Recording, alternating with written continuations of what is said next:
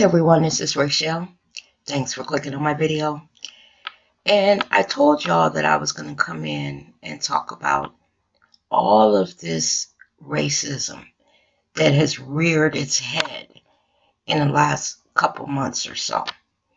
Today, y'all, I just watched a video of a young black man who was trying to do his job, and he tells the story of what happened to him.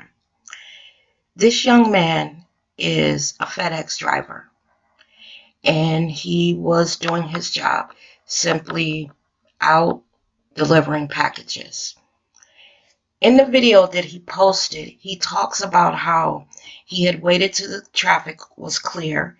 He gets out of his truck, goes around to the back to retrieve a package, and a white man pulls up, almost hits him, calls him the N-word, and then spits on him. Now, the video starts off with this young man fighting not to cry.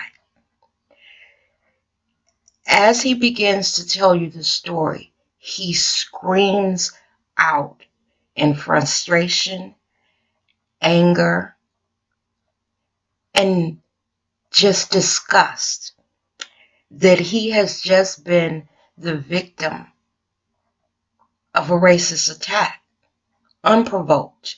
He was just out doing his job. He goes on to explain how it's making him feel. How, if you have ever been the victim of overt racism, you would understand what he's going through. Eventually, he can no longer hold back his tears. He breaks down and he cries. He says that this is effed up, that racism is alive and well. He says that his father, that he has white people in his family, and that his, I guess, stepfather is actually white, and that he is so upset that he has pulled over and he can't work because how that attack affected him. Y'all, when I watch this, for every tear that he shed, I cried right along with him.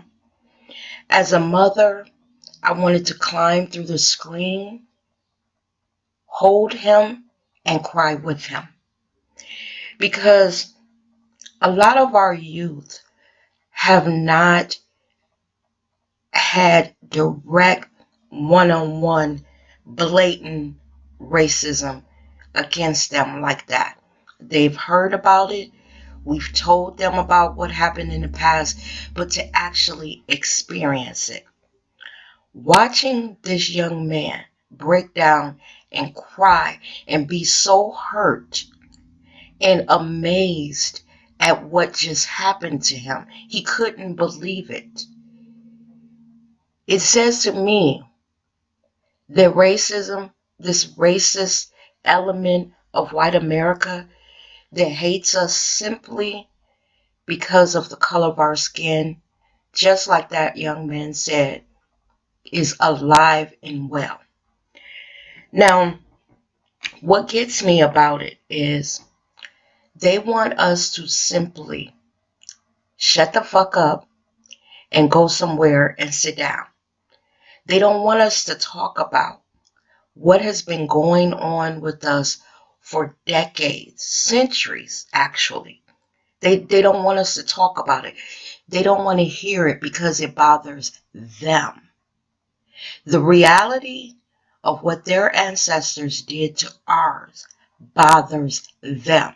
Not enough to stop the bullshit, but just enough to where it messes up their day. You know, they don't want to hear it, brings them down to know that their ancestors were human stealing rapists, brutal rapists.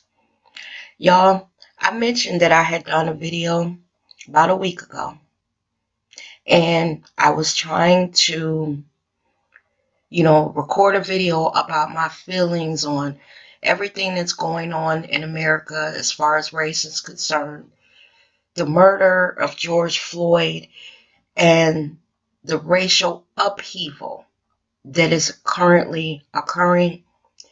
But y'all, the video that I made was so full of anger, hatred, cursing, and me just going off because as a Black person,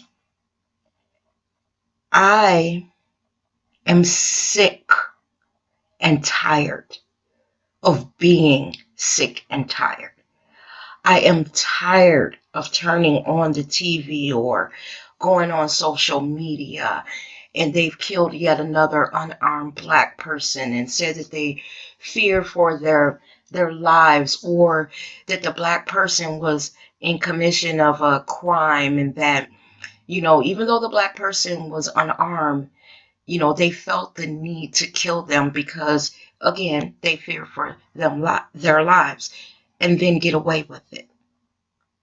How many times are we going to watch our people being beat, mistreated, and murdered in the streets of America?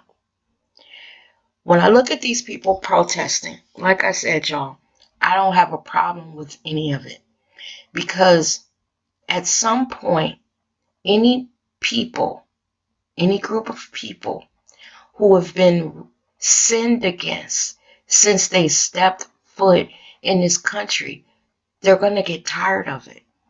They're going to want to fight back. They're going to want it to end. And that's what's occurring across the United States, and for that matter, across the world. I tell America, you know what? Live up to the ideals of the Constitution, that all men are created equal. Because as far as Black people are concerned, you have not lived up to that. And the rest of the world is seeing firsthand the plight of the Black man here in America. They sat and watched that video just like we did, and they felt something about it. Basically, they're looking at America saying, you guys go all around the world, on these human rights activist things, telling other countries what they should and should not do to their citizens. Yet daily, the Black man and the brown man is routinely sinned against, routinely brutalized by police, routinely treated unfairly and unjustly. And yet you're telling us what we should and should not do? Clean up your own house, America, before you venture on to foreign soil, dictating to another country how they should treat their inhabitants. Because the Black man's time here in America has not been easy. Y'all, that takes me to all of these racist posts that I am running across on social media. White people are up in arms that we are saying enough is enough.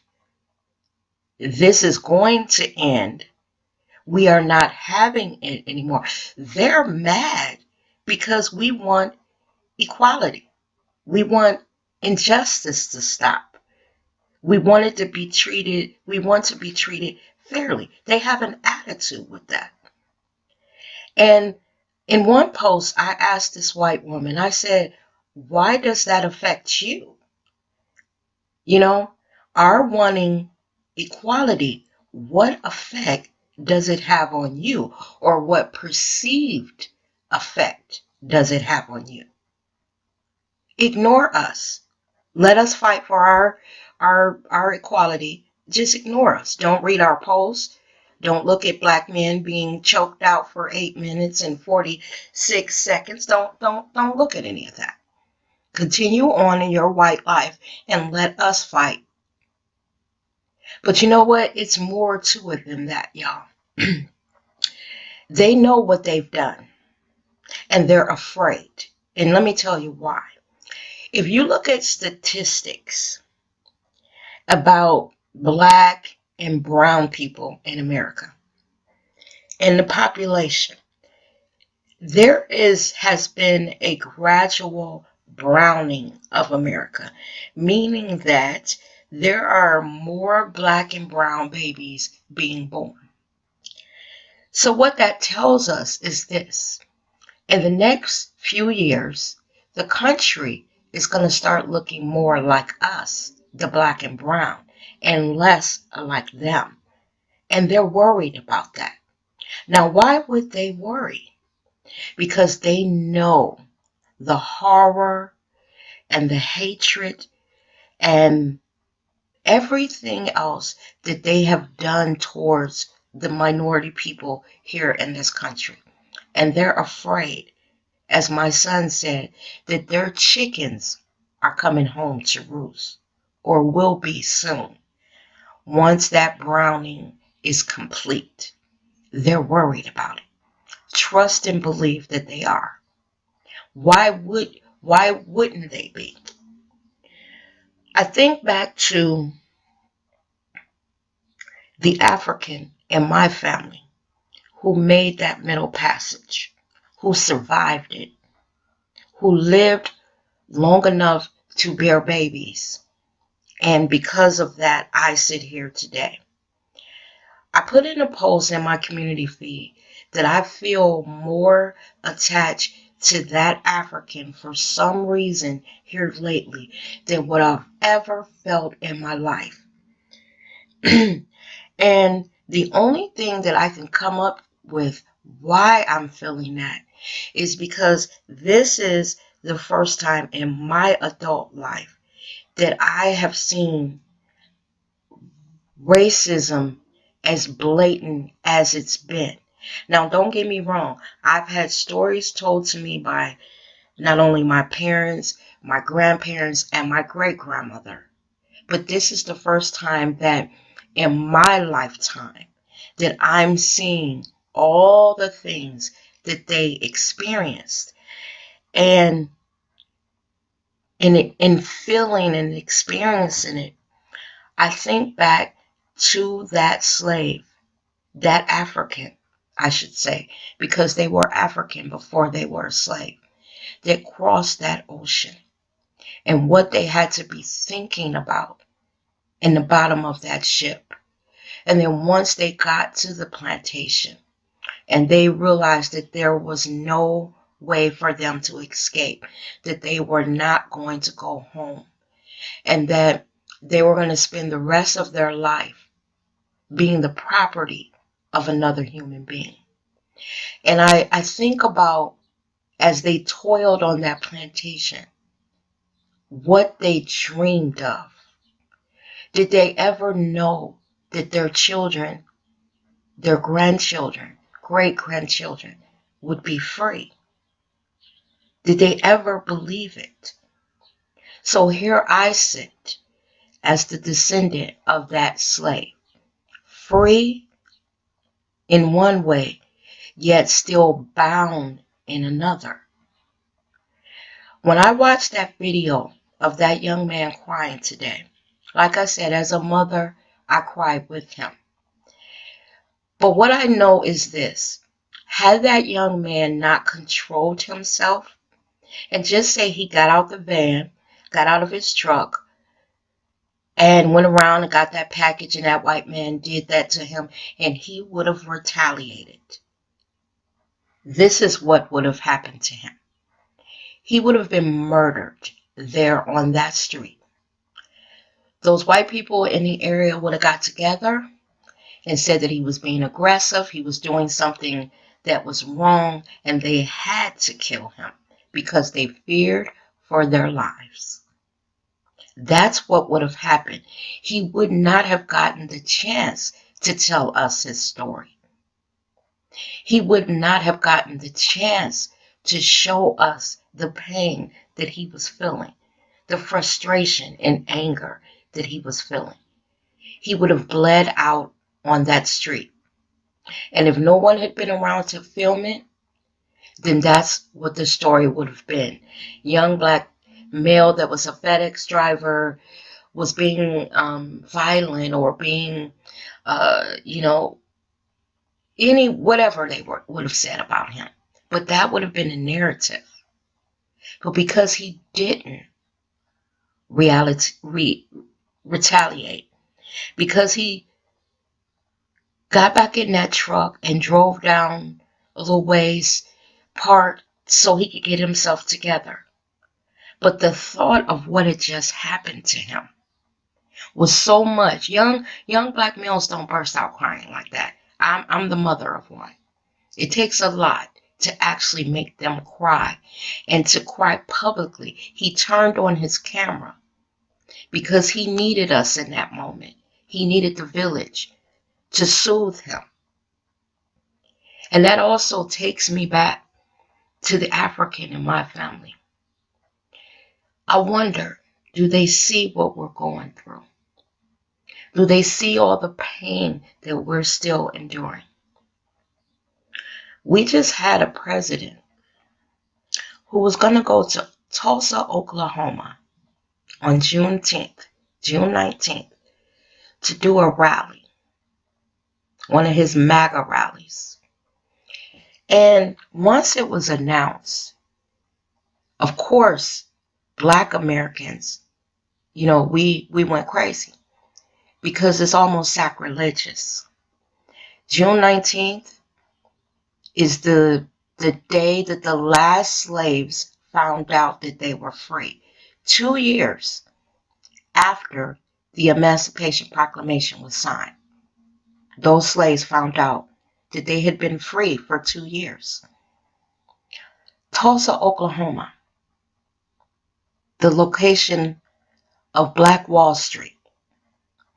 In 1921, a white woman accused a young black man, 19 years old, of being fresh with her or saying something out of the way to her in an elevator.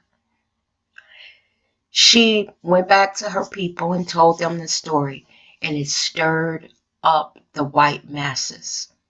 They went into that black community, that wealthy, prosperous black community, and slaughtered those people. They killed 300 black people. They burned down their businesses, their churches, their homes, everything.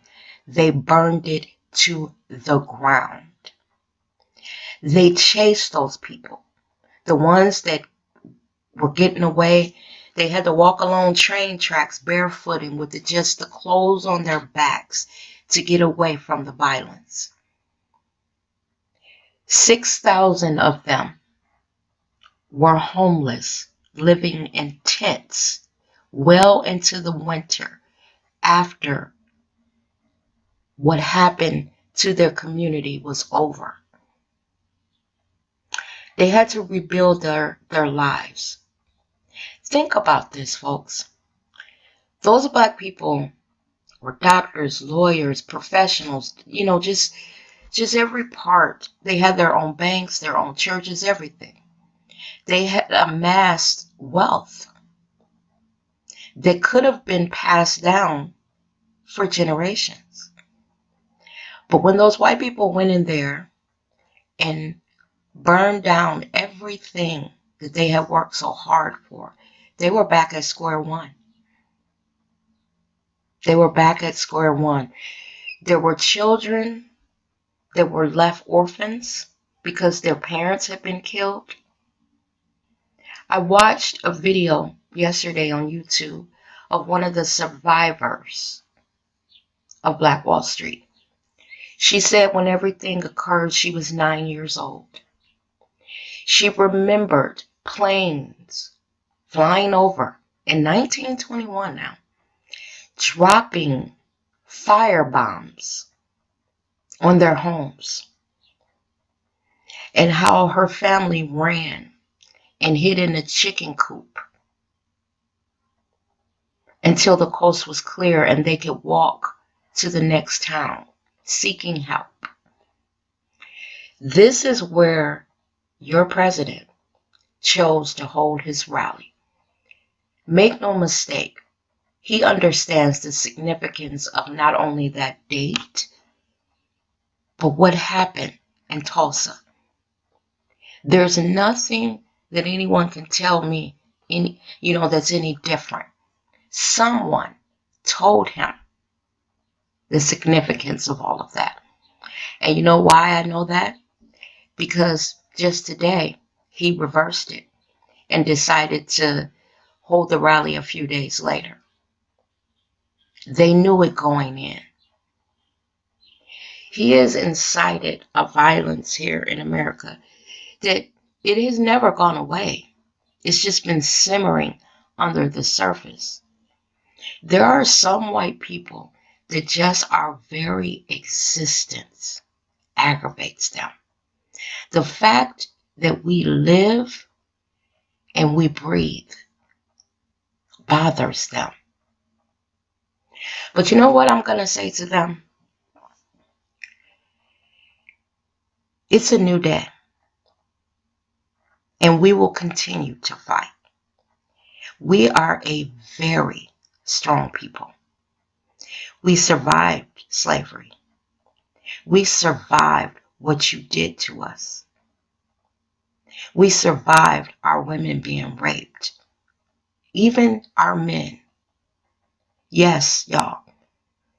Slave owners raped men too. We survived all of that. We survived the selling off of our family members. We survived the horror of slavery. We went through Jim Crow.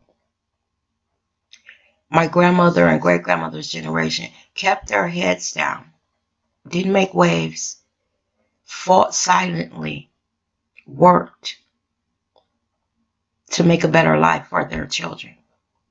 My mother's generation said, fuck that shit. And hence the civil rights movement, where Black people were willing to risk their lives and gave their lives so that my generation, because I am the first generation post civil rights movement. I was born in 1965, right in the heat and the fight for everything. So I am the generation that has enjoyed, the first generation who has enjoyed the fruit of the fight that my mother's generation did and all those generations before us. I am pretty much free to live where I want to. Some places I don't choose to because I know they don't want me there. So I wouldn't go there. If I'm going to live in a community where there's white people, there's got to be a mix of races. I am not going somewhere where I am the only Black. I'm not doing that. Why bring that on myself? But throughout all of this, I keep thinking about that slave. Now, my grandmother had our family history done, and I did see the book that, that was given to her, explaining, all the way back to that African. I saw it when I was when I was younger. I want to see it again now that I'm older. Because I have, like I keep saying this, I'm having this emotional attachment to that slave. I want them to know that even though that we are currently going through a very rough time, that we will not stop fighting. Now, y'all, what I believe is that we're going to get there one day. It may not be in my lifetime. I may not live to see it. I am 55 years old. I may not live to see it. But the fact that I see these young people out on the street, marching, being sprayed with tear gas and pepper spray and being brutalized by the police. Unfortunately, all that horror gives me hope, because even though their generation has not been touched like past generations, our parents and grandparents, they still feel the sting of racism because they are watching Black and brown people being murdered, being beaten, being brutalized by the police. Now, I want to speak to something that I saw a white person post, and y'all know they say this all the time. They'll say, well, if they weren't committing a crime, it wouldn't have happened to them. And this is my answer to that. All we're asking for is equality in policing us. We're asking for, if that person committed a crime, treat them like you would treat a white person. We're not saying excuse the crime. If you do the crime, you pay the time. We're not asking that. We're asking for them to be treated fairly, with respect, just like you treat white people. To contrast that, do you guys remember the name Dylan Roof? He is the white boy that went into that church, Mother Emanuel, and killed 9 Black church members. You know what they gave him? A bulletproof vest, and they stopped off at Burger King and got him something to eat. He had just murdered 9 people who welcomed him into their congregation and tried to make him feel warm and loved. And then he took out a gun and started mowing them down. The police, knowing this, they didn't rough him up. When you saw him do the perp walk, there was not a bruise on him. And he had just murdered brutally 9 people. But a Black man can be pulled over for a tail light out, maybe running a stop sign, red light or whatever, and can fuck around and lose his life. Not lose his life. I don't even like to use that, because he didn't lose his life. He was murdered. He didn't lose a damn thing. His life was taken from him. When I think back to George Floyd calling for his mom, when I think of this young man today that I watched that video, and if I remember, I'll put a link to the video in my description box so you guys could actually watch everything that this young man said. It broke my heart for him. It literally tore my heart out, because he had to experience that, that he went through that, and how much it affected him. He couldn't even work. He was so upset. What they don't realize is, well, they realize it, they just don't care, that we are human beings too. The same God that created them created us. And I'm sure that on Judgment Day, for all those people who are racist and who, spread their hate and do things like what happened to that young man today, there's going to be a reckoning. There's going to be a Judgment Day. And God is going to let them know in His way that what they did was not right, that He was not pleased with it. Now, I wish the reckoning would come sooner rather than later. I wish every time that a racist did something racist to one of my people, that a lightning bolt would come down from the heavens and strike them in their fucking ass. I really wish that. But that's not how God operates, y'all. That's not how he operates.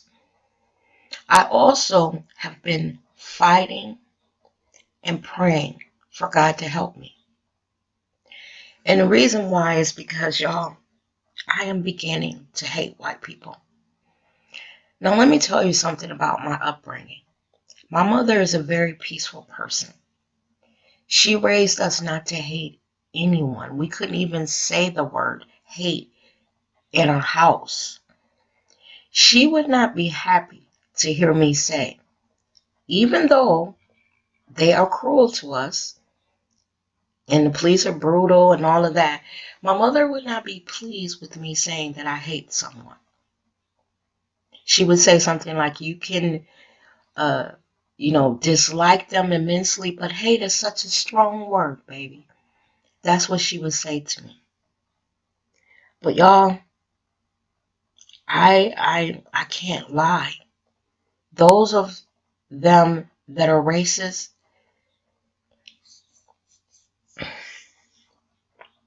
I hate them. I hate them now. And what I've been doing is I've been praying to God to take that hate from my heart. Because hating them makes me no better than them. I believe in God's eyes. I don't know. It's hard though. It's very hard. I even saw a post on Facebook where this white girl, she was with us in solidarity, so she said. But she wanted us to, after viewing the video of this young man, this young FedEx driver, to post our stories of things that have happened to us, racist things, maybe brutality at the hands of the police, or just something that has happened to us. And I was sitting there thinking to myself, our pain is not something to commercialize or all that, or it's not a Facebook post. I told her that my pain was not going to be put on display for white people to come by my post and, talk shit about what happened to me. It's too painful. It leaves a psychological scar. Just like this young man said, when you go through something like that and it's blatant and it's right in your face, it's happening to you, you never forget it. I understood his tears. That shit hurts because all we know is that we're human like everyone else. Just like he kept saying in his video, why do they hate us so much? What did we do to them? Hell, they're the ones who got in ships and sailed halfway across the world to come get us. We didn't ask to be brought here.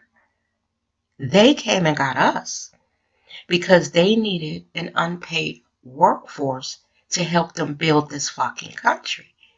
Let's keep it real. We are the only immigrants here who did not ask to come here. And what did they do once we got here? Brutalized and terrorized us for hundreds of years. Made us hate our own motherland. Made us hate the rich tones of our skin. And, we celebrate now as Black people. Blacks who are light, bright, damn near white. Think about that. In our race, and this is some self-hating shit if I ever heard. In our race, they will call someone who's a darker skin, oh, she was black, blue black, and celebrate someone who has maybe light color eyes or fair skin, knowing that the reason that skin is lighter is because that person's ancestor was raped. Not by choice. She didn't give it up to the master because she wanted to. She did it for her life, to not be beat and mistreated. So she bore his lighter skinned babies. And that light skin has been passed down for generations.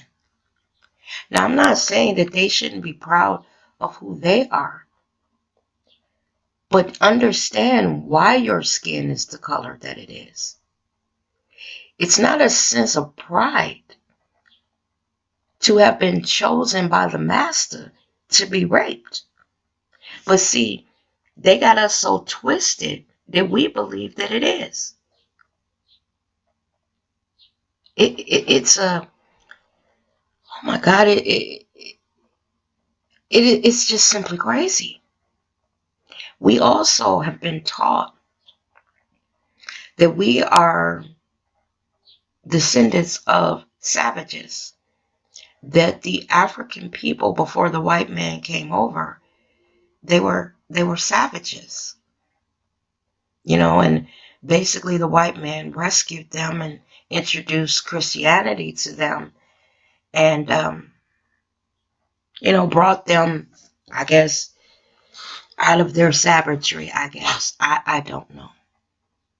So now, as Black people, we believe that Africans who come here to America, the continent of Africa, we believe they're bad because the white man told us that they were, and we ate that shit up. I can't tell you how many African Americans or Black people talk negatively about Africans because you know what? We've been conditioned to believe negative things about them. Oh, a Black person in America will say, oh, it's because they think they're better than us. No, I believe what it is some of us believe because they didn't go through slavery that they're better than us. And I think after a while, the Africans probably say, well, fuck it. If they don't like us, we don't like them. But it's because the reason why Black people in America believe that is because of conditioning by the white man. Think about it. Those Africans that come here, they are not responsible for what the white man did. They're not responsible. Yeah, they're reaping the benefits of all the civil rights battles that we fought, and they now come here and enjoy it with us. But it's not their fault that we had to fight. I'm pretty sure that those family members of theirs, that slave, that African that crossed that water, they mourn the loss of that person. Just like we mourn the loss. Especially when they realize what was happening. That the white man was coming to their continent, instilling people to take them back to America into a life of slavery. Now, white people will say, well, your people were selling each other to each other. And I say to that very well may be true. But you know what? We were still in Africa, being sold amongst each other. We were still in our motherland. For everything that we come up with, they have a white shield that they put up to block anything that we say about what was done to us. They deflect it right back on us. And some of us fall for it. I don't. I reject all of it. I put a post on my community wall, I believe this, that I reject them taking my history from me, my African history, my heritage. My family's life did not begin here in the fields of some plantation. There was an African that walked on the continent of Africa that is my ancestor, and they were free in their own country. I reject the brutality and the hatred that they show us. As long as there is breath in my body, I will fight and I will speak out. Because this is not what God intended at all. This is not what He intended. But He gave man free will. And this is what we do with it. We hurt each other. We kill each other. Y'all, I'm so fed up with white people right now. I am so fed up. The sad thing about it is I have white people that I call friend. I've worked with a couple white women that literally I liked them. They were good to me when we were working together and we were socializing after work. I literally came to view them as my friend. I work from home now, so I don't get out. But I'm wondering if I was in the office now and all of this stuff was going on, could I be friendly with them with this hatred that's growing in my heart? I will continue to ask God to take it from me because it's so foreign that here the last couple of days my stomach has been hurting, and I believe it's because emotionally everything that's going on is getting to me. I might have to take a break from social media so I won't see all of this stuff. Because like I said, when I watched the video of this young boy today, I was bawling like he was my child. I felt his pain. I could not turn away. I posted that video everywhere. Every black group that I'm in, I posted it. Asked permission, was it okay if I could post it? I couldn't let it go. I couldn't let it go, y'all. And that's just one story. How many other brothers, young brothers, that are out there that are going through this? Young sisters, that are going through this. I don't understand hate. Not on a level like that. Like my mom says, you can dislike someone, but they hate our very existence. They don't want us on this earth. Certainly not in America. They hate us. It stops you in your tracks to know that there is another human being out there that simply hates you because of the color of your skin. What have we done to them? Like I said, they came and got us. But we're here now. And we're not going anywhere. This is our country too. Matter of fact, we helped build this motherfucker. And we're not leaving. Y'all, I want to end the video here because if I go on, I'm going to start cursing and acting a fool and being that person that I was in that video that I had to delete because it was really bad. But I want to leave you with this. We are worthy. Here are some results from a search. We are worthy. Oh, my phone is tripping, y'all. And we are not less than. We have to continue to fight. We can't let this die down. We have the attention of the United States, and we have the attention of the world on us now. Fight. Fight. Fight for our children. Fight for our grandchildren. Fight and don't give up. Because if we do, it's going to go right back to how it's been. Us being abused, brutalized, disrespected, discriminated against, and murdered in the streets. And with that, y'all, let me get out of here. I've talked enough. I just promised someone that I would go ahead and re-record the video in a calmer manner, and I wanted to honor that promise. You guys stay safe. As always, thanks for taking the time to watch my video. I know sometimes I rattle on, but I'm very hurt over a lot of stuff that's going on, and I'm very passionate about it, and I need to talk to my people sometime. Take care. Stay safe. Peace.